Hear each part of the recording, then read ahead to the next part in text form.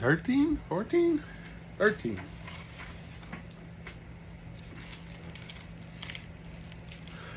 Easter Saturday.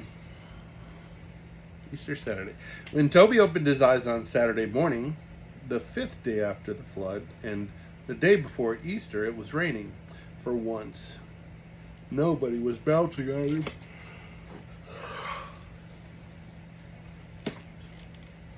But Johnny and Betsy were perched on the foot of the bed, looking like a couple of little imps, one with dark curly hair, the other with brown pigtails. "Oh no!"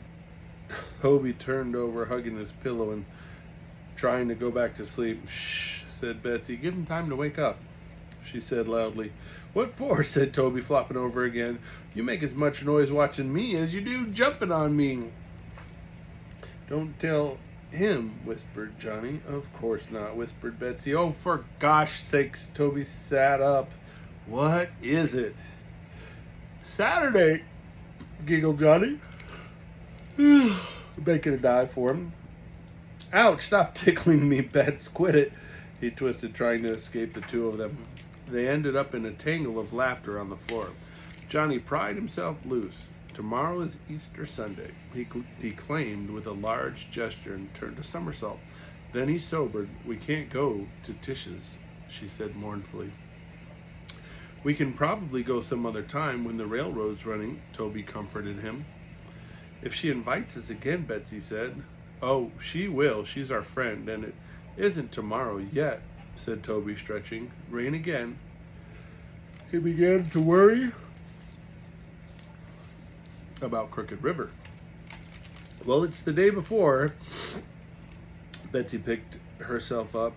"We got tired of waiting for you to rise and shine." "Please stop yawning," said Johnny. "I want to ask you something." "What?" Toby yawned again and scratched his stomach. A pajama button flew across the room. "Oh, snakes, there goes another one." "I found it," Betsy scrambled back. I wish you'd stop growing. I'm tired of sewing you on." "I get you some new pajamas for your birthday." "Wish you would." "I pop something every time I breathe." What do you want to ask me, Johnny?" "How do you know the sun is dancing on Easter morning if it's raining and you can't see it?" "It dances anyway. It dances because it's Easter, that's how. Even if it's raining here, it doesn't have to be raining somewhere else." "How does anybody know?" asked Johnny. "We aren't anywhere else. We're here." "Oh, glory," said Toby. "Why do you have to ask me goofy questions the minute I wake up? Wait till I wash my face." But as he started for the bathroom, Dad's urgent voice called them. Toby dashed downstairs with Johnny and Bets right after him. "Hurry up," shouted Dad. "Look who's on the front steps." "Tish," yelled Toby. The children flung their arms around her, and all three of them hugged her at once. Tish waved toward the yard, and there stood a station wagon drawing a horse van, and behind that was a big moving van. "Soon as Jerry and I got your message about not coming to our house, we decided to hustle up here, and we didn't let any grass grow under us." "Oh, it's good to see you." She hugged everybody all over again, kissed Mom and Dad. "Happy Easter!" Tish's father, Jerry Burnham, stood grinning at them, rain dripping off the brim of his brown corduroy hat. "Happy Easter, Mary, Jim. Hello, Toby, Betsy, Johnny. It sure is good to see you." Come in," laughed Mom, shooing them into the house. "You want to catch pneumonia for Easter? Toby Clark, come back here. You've only got your pajamas on." But Toby was streaking it, barefooted for the big van. "Billy Blue, hey, Billy Blue." "Well, now," said Billy Blue, opening the door of the van's cab, his wrinkled face smiling around his old stubby pipe. Come in out of the rain. How are you, Toby?" He held out a gnarled brown hand. "Gosh, Mr. Blue, I'm glad to see you." Billy Blue bobbed his gray head under its green jockey cap. "Glad to see you, too. How's Windyfoot?" "Oh, grand." Mr. Blue was the trainer and caretaker of Jerry Burnham's horses when he and Toby had become fast friends at the Webster County Fair last September. "You're shivering," said Billy Blue. "You better run for the house and put some clothes on." "Who's taking care of Mr. Burnham's horses at home?" Jimmy Slater's father, Billy Blue answered. We'll be starting back on Monday. Jimmy is running his father's farm, while Mr. Slater looks after ours. Incidentally, Jimmy sent you his best. Gosh, thanks. Give him mine when you get back. I like Jimmy. When you go in, ask your father where he wants me to locate the animals, will you, Toby? Animals, Mr. Blue? Asked Toby. He was answered by a bawling behind in the van. Billy Blue grinned. We didn't know what you'd lost in the flood, so we brought along a little of everything. Gosh, Dad won't accept any animals. That's what we figured, so we brought them as presents for you kids. He can't very well refuse what ain't his to refuse now, can he? Well, no, grinned Toby. The Burnhams were wonderful, all right. To help them get the farm started again. Billy Blue reloaded his pipe, lit it, and puffed. Mr. Burnham and Tish nearly had a fit when they heard over the radio about the Crooked River Valley having a flood and the dam busting and everything. They sat up all night listening to reports. And when your telegram finally came that you couldn't make it down to our house, they just sat there, looking at each other for a minute. Then what? Asked Toby eagerly. Then they both said, let's ride. And they began planning fast. So here we are, said Billy Blue, his eyes twinkling.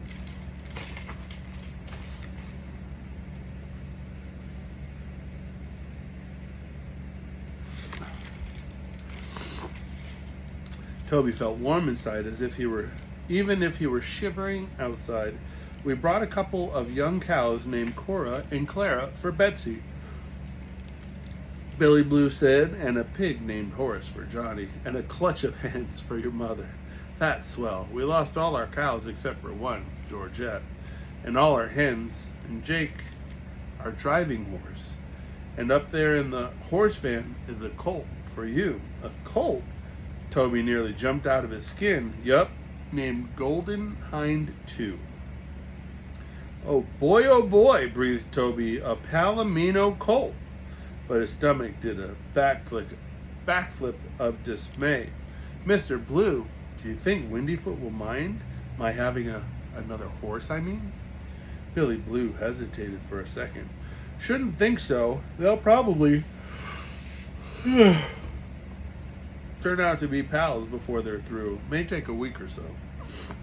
I am getting sort of long-legged for Windy, Toby admitted, and I am still growing. Don't see any signs of you stopping, said Billy Blue calmly. It's one of those things you've got to accept. Got to expect. But I'll always like Windy better than any other horse in the world, said Toby, torn between his love for his dappled gray Shetland pony and his excitement about the new colt. Naturally, said Billy Blue. Now you quit worrying and please go ask your father what he wants me to do next. We've got to feed the animals and food to unload.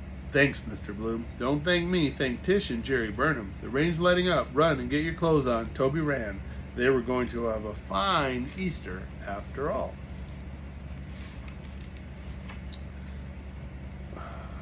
We're almost done. So, Chapter 14. The sun is dancing. The sun had not yet risen above the dark blue eastern range of hills. Toby grinned to himself, leaning on his elbow, listening to the sharp silver chorus of frogs from the meadow brook. The sound ran down the hill toward Crooked River and spread through the red-top meadow.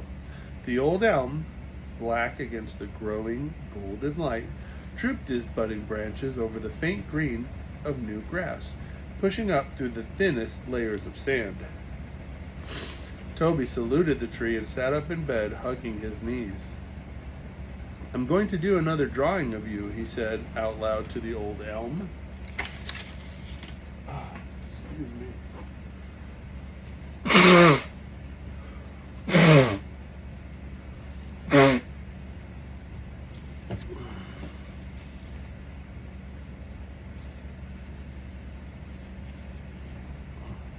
Excuse me.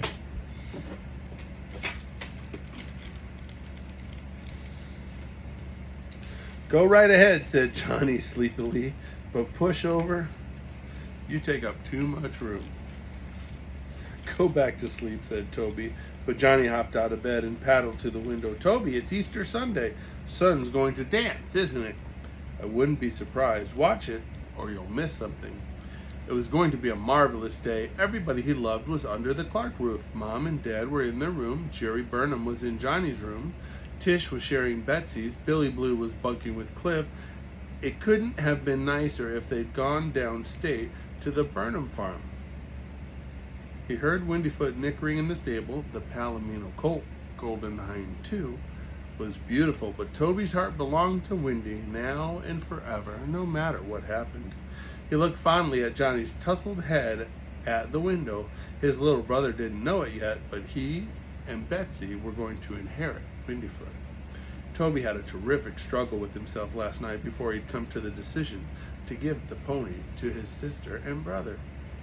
Even the approval of Dad and Cliff and Jerry Burnham and Billy Blue hadn't eased the pain of giving up his dappled Shetland. He would keep on taking care of Windy, of course. Johnny and Bets were still too small to curry him properly, but it wouldn't be the same. He pulled his thoughts up short. There was no sense in mooning about it. He'd give them their Easter present when he went out to the stable to feed the horses. After breakfast, there was going to be an Easter egg hunt. Tish had brought 24 colored eggs, and she had baked a cake with rabbit decorations on it. Jerry Burnham had brought a cooked Easter ham, an enormous one, together with a side of bacon, salt pork, a sack of potatoes, flour, sugar, salt, a crate of oranges, and all kinds of canned and packaged food. The Clark family simply wasn't going to starve, not if Mr. Burnham had anything to say about it. And after the egg hunt, they were all going to pile into the Burnham station wagon and drive to the city for the Easter services at church.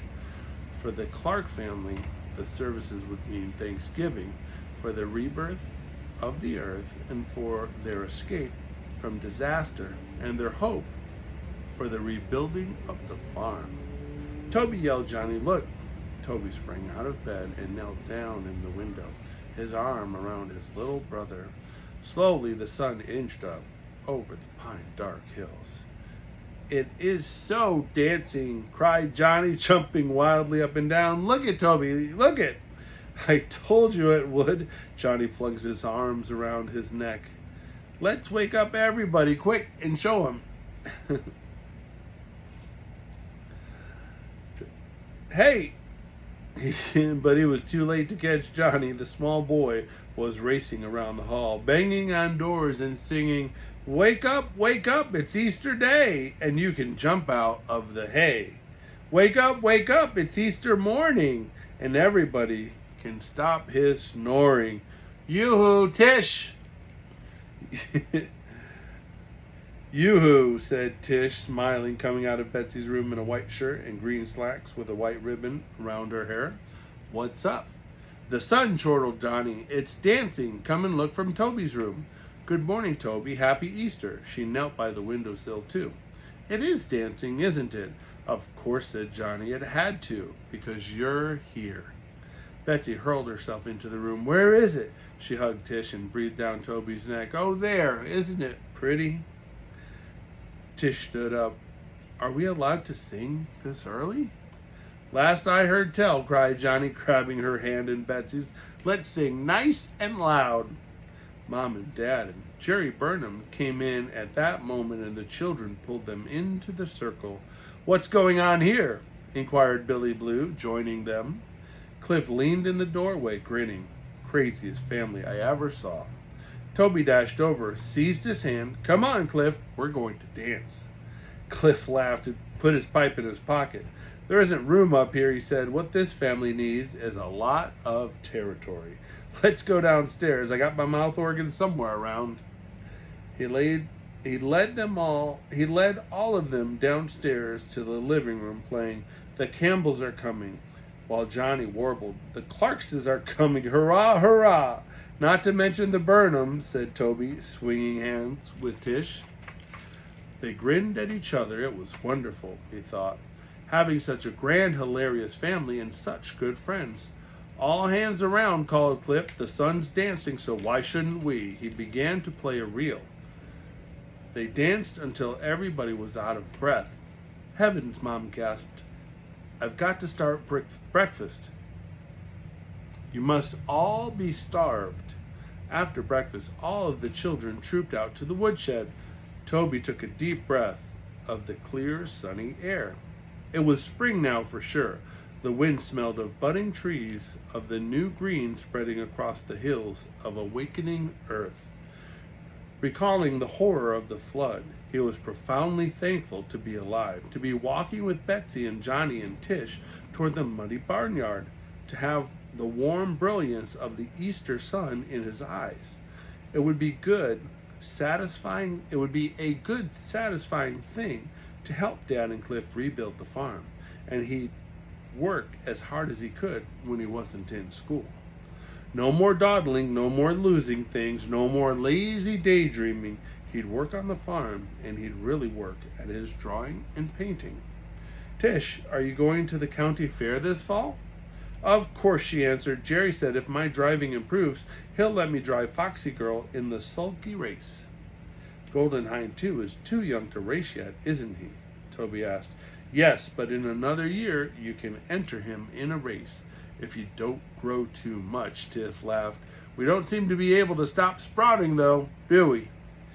By that time, maybe Johnny will be big enough to ride him. Bets, are you going to enter Chris in the cattle exhibit?" "I don't know," she said thoughtfully. "Do you think he'd like it?" "He'd love it," Toby assured her, especially if he won a blue ribbon for the best bull calf." "I'm going to enter Horace, my pig," stated Johnny, taking a quick swing on the barnyard gate. "Won't that be lovely?" "I've been planning on trying a drawing of Windy at the art exhibit," Toby told Tish. "Charcoal, I guess. I haven't quite got the hang of the pastels yet." Windyfoot was neighing and dancing in the stable. The children stopped to admire Golden Hind, too, who pranced with excitement when he saw Tish. Toby stroked the colt's sleek golden neck. He fed all the horses first this time, leaving Windyfoot till the last. Windy objected with a loud whinnying and stamping. He was used to having Toby attend to him at once, and he couldn't understand this sudden neglect. "Hello, Windy boy." "Hello, Windy. Hello, boy." Toby pushed the pony's forelock out of his eyes. Windy snuffed at Toby's shoulder. Toby's heart was aching. It felt as if it had been smashed with a heavy hammer. But he said, "Well, here goes. Betsy, Johnny." "What, Toby?" Johnny was busy patting Windy's dappled side as far up as he could reach. Toby swallowed. "I'm giving both of you Windyfoot for an Easter present." Betsy gasped. "What?" Johnny gaped at him. "Are you crazy, Toby?" asked Betsy anxiously. "You feel all right?" "Sure, I'm all right. I'm getting too big for Windy, and you're just getting to be the right size. And Johnny will grow to him. Besides, I've got a colt, and it isn't fair for me to have two horses." Betsy grabbed his hand, and the little boy gulped and flung himself into Toby's arms. Oh, Toby, you mean he's ours for keeps?" "For keeps," Toby said, Betsy and Johnny on Windy's back. "There you are, Elizabeth, Marcia, Martha, and John Nathaniel Clark, sitting on your own pony." Johnny's face became beatific with joy. He went over and hugged Windy's neck. "Hello, Windy." "Thank you, Toby." "Windy, you're ours. Hello." Toby blinked fiercely and turned away to fill Windy's manger. "Toby," said Tish in a soft voice. "What?" asked Toby gruffly. I think you're wonderful," said Tish in a low voice. "I couldn't give my pony away, even to Bets and Johnny, for anything in the world."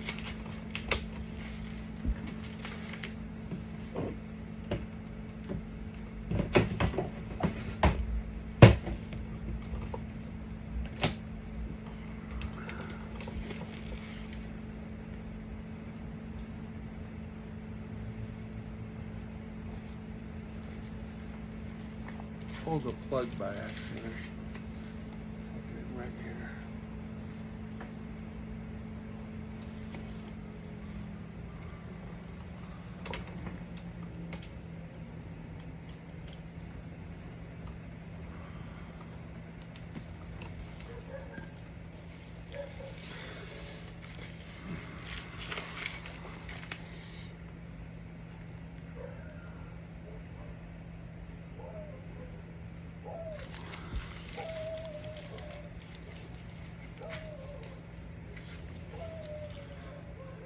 I think you're a perfectly swell brother.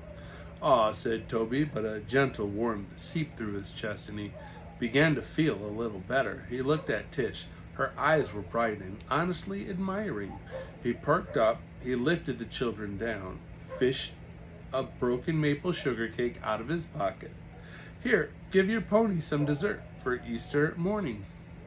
Bets and Johnny held the sugar out to Wendy. Want some maple sugar, Wendy? Wendy whooshed, looked at Toby, accepted the sugar, nuzzled Betsy's pigtails and Johnny's dark curls. Toby grinned. The cow horn blew from the house, calling them to the Easter egg hunt. Boy, said Toby, looking at Tish, this is going to be the best Easter that ever happened. It certainly is, said Tish happily. Wendyfoot turned his head and gently nipped Toby's shoulder to tell him that he thought so too. The end.